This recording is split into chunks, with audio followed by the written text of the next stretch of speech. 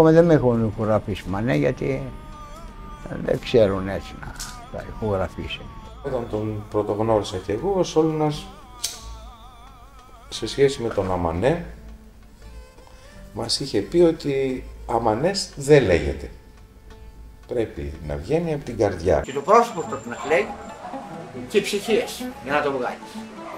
Άμα δεν κλαίει ψυχίες και το πρόσωπο, Αμανές δεν λέγεται. Σου παραπονούμε,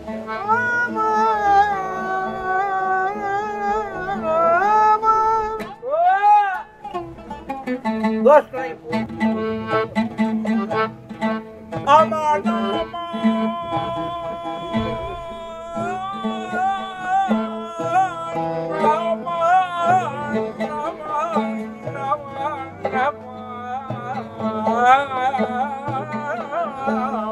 Δεν έχω τύχει στους παλιούς τραγουδιστές που ήταν περίφημοι για τον Αμανέ και είναι κυρίως τραγουδιστές μικρασιάτες, αλλά φαντάζομαι ότι αυτό ανταποκρίνεται περισσότερο στην προσωπικότητα του Σόλωνα.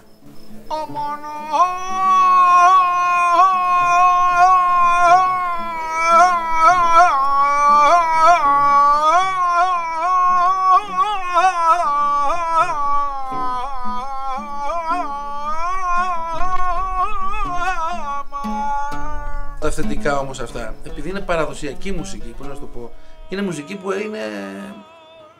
έχει την ικανότητα να επιβιώσει.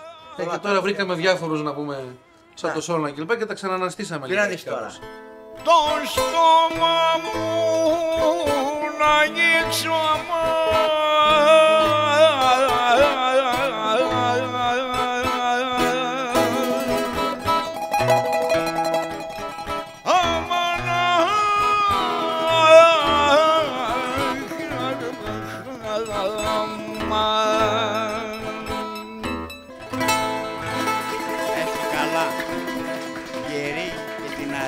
και χαρούμενοι πάντα.